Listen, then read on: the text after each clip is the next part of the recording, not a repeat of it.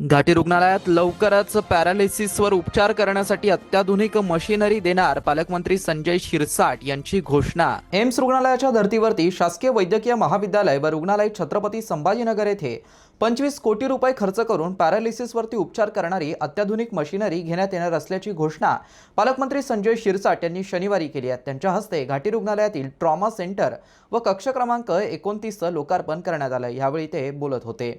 शासकीय वैद्यकीय महाविद्यालय व रुग्णालय छत्रपती संभाजीनगर येथे शनिवारी पालकमंत्री संजय शिरसाट यांच्या प्रमुख उपस्थितीत ट्रॉमा सेंटर व कक्ष क्रमांक 29 लोकार्पण करण्यात आलं।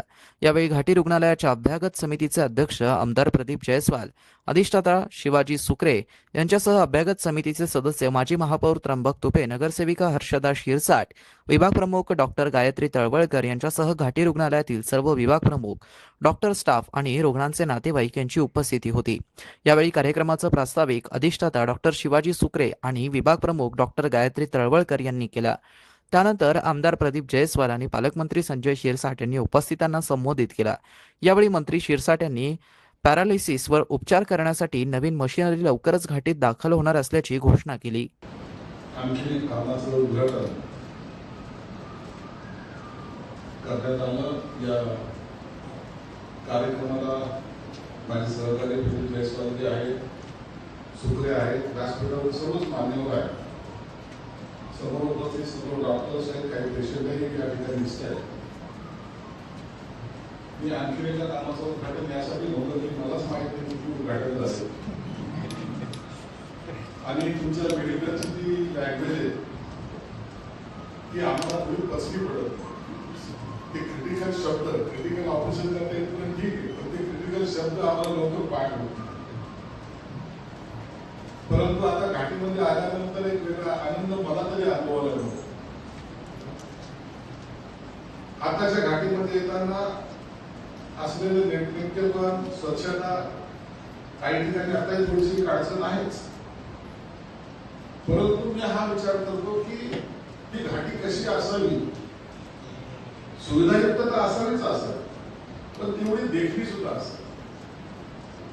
फॉर एक्झाम्पल, आपण जर लग्नाला जायचं असेल, रामामध्ये लग्न असेल, तिकडचं इन्व्हिटेशन असलं तर आपलं ड्रेस कोड कसा चेंज होतो ऑटोमॅटिकली, आणि तेच लग्न जर एखाद्या मंगल कार्यालयात असलं तर आपला ड्रेस कोड चेंज होतो।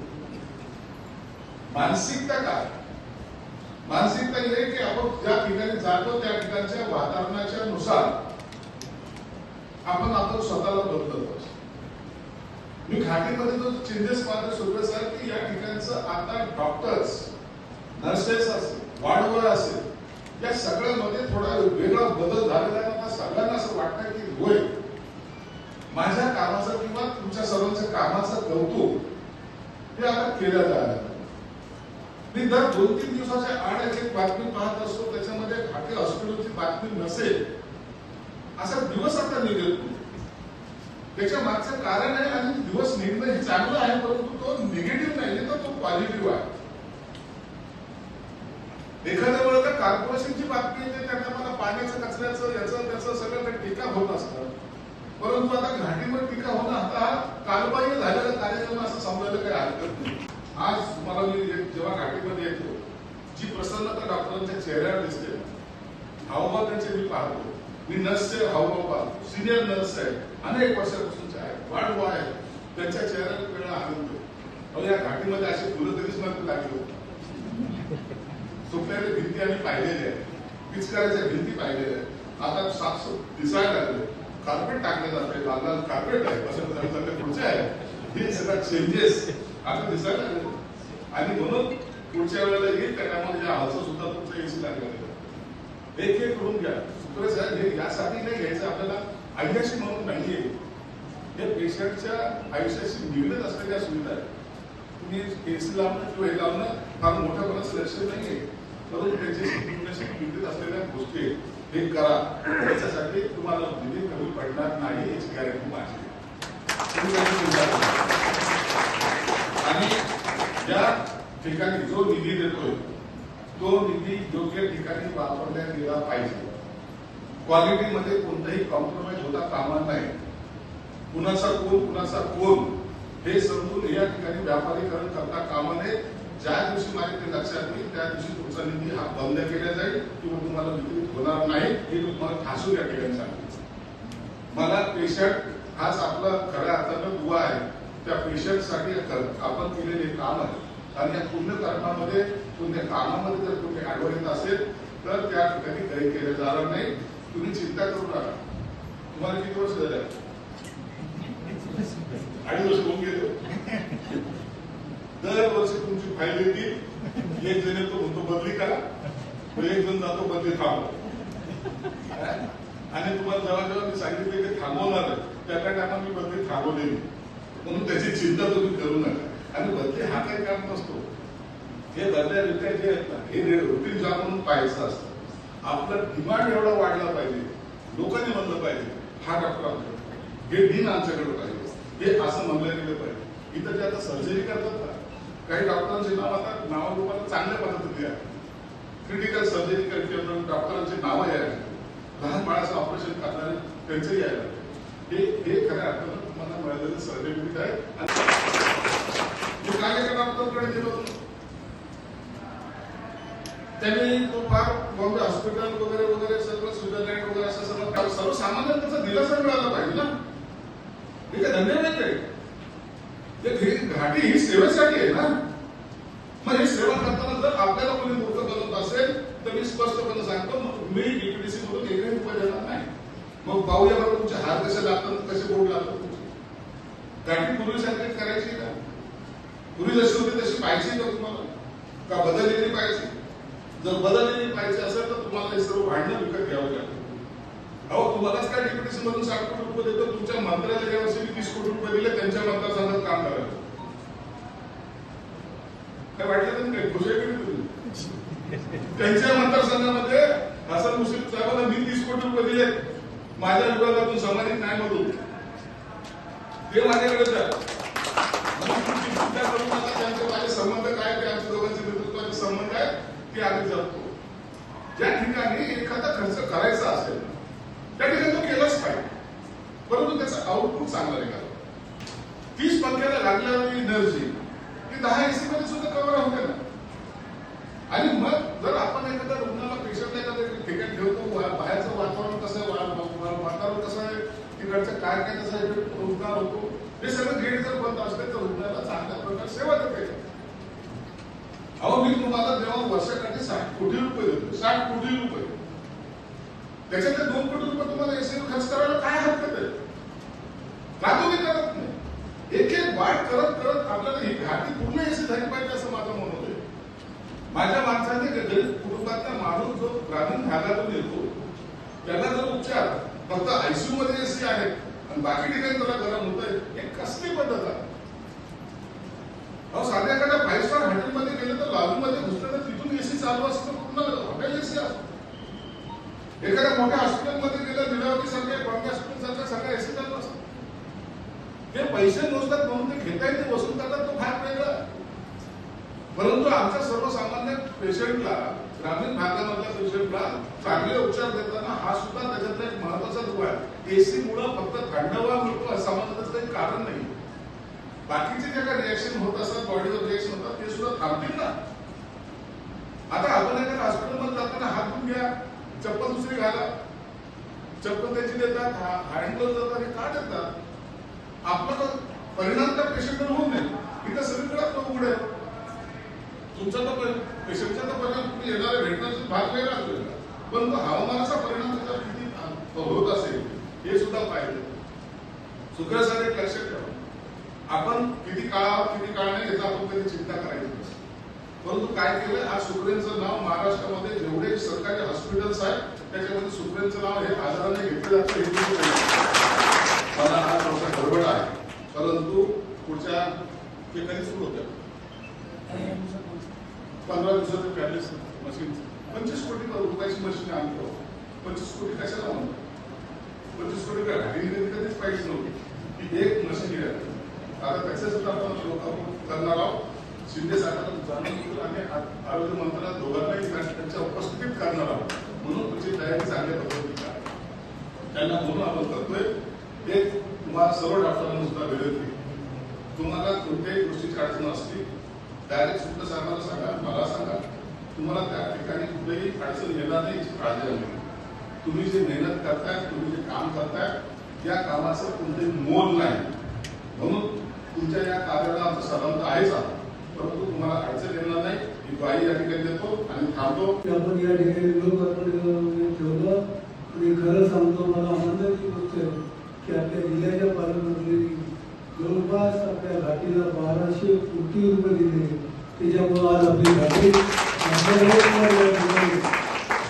आता कुठल्याही आपण आहारमध्ये गेलं तर आपल्याला वाटतं की आपण घाटीमध्ये चांगल्या हॉस्पिटलमध्ये या ठिकाणी आलो. आणि खरं सांगतो की आज शहरातल्या सर्वसामान्य लोकांना वाटतं घाटीमध्ये जितका चांगला इलाज होतो दुसऱ्या ठिकाणी एवढा इलाज होत नाही. म्हणून मी आज या ठिकाणी जास्त वेळाने तिसऱ्याच्या वेळेला मोठं कार्यक्रम आहे. मी एवढं सांगेन सुखदेव सर की आपल्याला पालकमंत्री साहेबांनी एवढं हे दिलं. अजूनही आपला एक प्रश्न फार मोठा आहे तो बिल्डिंगचा 710 कोटीचा, तोही लवकरात लवकर या ठिकाणी करून देण्याचा आम्ही प्रयत्न करू. आज या कार्यक्रमाला मला बोलवलं त्याबद्दल मी साहेब, सर्व डॉक्टर, सर्व सिस्टर त्यांना मनापासून धन्यवाद. सर, आपण मागच्या अनेक वर्षापासून बोलताय की यापूर्वीची चर्चा व्हायची 70ची गाठी 80ची गाठी. तर मला असं वाटतं की आपल्या मार्गदर्शनाखाली आपल्या सहकार्यामुळं आपण डीपीडीसी मधून आपण असाल, आदरणीय जयस्वाल साहेब असतील, सर्व बाकी लोकप्रतिनिधींच्या मार्गदर्शनाखाली या ठिकाणी सुधारणांचा हा झपाटा लावलेला आहे. आणि 1-2 महिन्यात 3 महिन्यामध्ये आपण आम्हाला अगदी आवर्जून वेळ देता, आमचं काम बघायला येतं, आमचं कौतुक करता.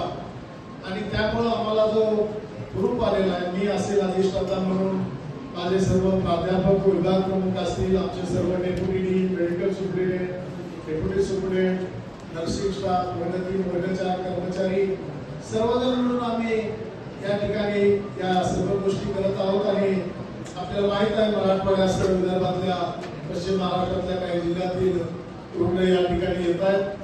आणि निश्चितच आपण बघितलं आता DICU ट्रॉमा सेंटर जे आहे, वार्ड जर बघितला तर आता आपण कुठेही कॉर्पोरेट हॉस्पिटलपेक्षा कमी पडत नाही. आताच आपण सांगितलं की या वार्डला एअर कंडिशन करायला पाहिजे. भविष्यामध्ये निश्चित सर आपण आम्हाला सोनोग्राफी आणि त्या DR सिस्टीमचं उद्घाटन करताना सूचना दिल्या होत्या, आदेश दिले होते. त्या ठिकाणी आम्ही एअर कंडिशनची सोय त्या ठिकाणी केलेली आहे सर. या ठिकाणी सुद्धा जसं प्रसूती कक्षामध्ये ही सोय आपण यापूर्वीच केली, आता या ठिकाणी आपण दिलेल्या आदेशाप्रमाणे त्याचं पालन निश्चित केलं जाईल. आणि हा वार्ड सुद्धा एअर कंडिशन करण्यात येईल. आपण वेळोवेळी आमच्या आर्थिक असेल, मानसिक असेल आणि सक्षमपणे आमच्या पाठीशी उभे राहिल्यामुळं मला असं वाटतं ही ताकद आमच्यामध्ये आलेली आहे, सामर्थ्य आमच्यामध्ये आलेलं आहे की आम्ही कुठलीही गोष्ट जर करायची ठरवली तर समर्थपणे आपण असेल. आमच्या अभ्यागत समितीचे आदरणीय अध्यक्ष जयस्वाल साहेब आहेत, सर्व सदस्य आहेत. आपण या ठिकाणी आपण ह्या सुधारणा करत आहोत. मला माहिती आहे सर आपल्याला जायचं आहे अर्जंट, परंतु काही गोष्टी या ठिकाणी हे करायच्या की सर आमची एक बांधकाम विभागासोबत एक आपण स्वतंत्र बैठक लावावी अशी माझी आपल्याला नम्र विनंती आहे सर. कारण आमच्याकडचे जे बाकी कामं जे काही प्रलंबित आहेत तर आपण जर ते तसे आदेश दिले तर ते निश्चित आम्हाला त्या ठिकाणी होईल. त्याचप्रमाणे आता सर्व ठिकाणी नवीन जिल्ह्यामध्ये मेडिकल कॉलेजेस आले, परंतु या सगळ्या ठिकाणी आता जालना असेल, बुलढाणा असेल, जळगाव असेल, नंदुरबार सगळ्याच ठिकाणी आपल्या फॅकल्टीच्या भरत्या होत आहेत. हे कॉलेज सुरू होणे तेवढंच गरजेचं आहे, परंतु या ठिकाणच्या पीजीच्या सीट आपल्याला ज्या वाढवायच्या तर त्या पीजीच्या सीट वाढवण्यासाठी इथले सिनियर लोक जर बदली झाली तर आपल्याला MDMSच्या जागा वाढवायला अडचणी येतील. तर आपण माननीय मंत्री महोदयांसोबत, माननीय सचिवांसोबत सुद्धा मंत्रालयाच्या लेवलला जर एक बैठक घेतली तर त्याचा निश्चित फायदा होईल. DPDC मधून आपण निश्चित मदत करताय. प्रत्येक जिल्ह्यातून तालुक्यातून आमच्याकडे पेशंट येतात. तर आपल्या मार्गदर्शनाखाली जर सर्व लोकप्रतिनिधींची बैठक जर आपण सर या ठिकाणी घेतली तर त्यांच्याकडूनही जर त्यांच्या आमदार निधीतून, खासदार निधीतून काही घाटीला, कारण सर्व मॅक्सिमम तुम्ही जर बघितलं सर तर 70% पेक्षा जास्त पेशंट हे आपल्याला ग्रामीण भागामधून येतात. तर निश्चित आणखी काही बांधकामाच्या संदर्भातच जास्तीत जास्त अडचण आहे. डीपीडीसी मधून आपण एवढा भरीव निधी औषधाला आणि यंत्रसामुग्रीला देता सर, तर त्यामुळं त्या अडचणी निश्चित आमच्याकडे राहिल्या नाहीत. आता बाहेर राज्यातील आमचे जे काही MD-MS च्या परीक्षेला एक्झामला येतात, MBBS च्या परीक्षेला एक्झामला येतात, तर ते आम्हाला विचारतात की हे कॉर्पोरेट हॉस्पिटल आहे का. आणि सर आता आपले 710 कोटी रुपये आपण आदरणीय शिंदे साहेबांना या ठिकाणी आणलं होतं डॉक्टरांशी संवाद करण्यासाठी. त्यावेळेस साहेबांनी सर्जिकल बिल्डिंगची घोषणा केली आणि प्रशासकीय मान्यता सुद्धा दिली. तर त्याचंही भूमिपूजन या महिन्यामध्ये व्हावं अशी आमची अपेक्षा आहे. आपण पालकमंत्री म्हणून आमचे नगर समितीचे सदस्य आदरणीय अध्यक्ष म्हणून आपण त्याच्यात पुढाकार घेऊन ते लवकरात लवकर होईल अशी अपेक्षा व्यक्त करतो. आणि मित्रांनो, ही बातमी तुम्हाला कशी वाटली आमच्या कमेंट बॉक्समध्ये प्रतिक्रियाच्या स्वरूपात नोंदवायला विसरू नका. अशाच बातम्या बघण्यासाठी आणि अपडेट राहण्यासाठी आमच्या YouTube चॅनलला सबस्क्राईब करायला विसरू नका. धन्यवाद.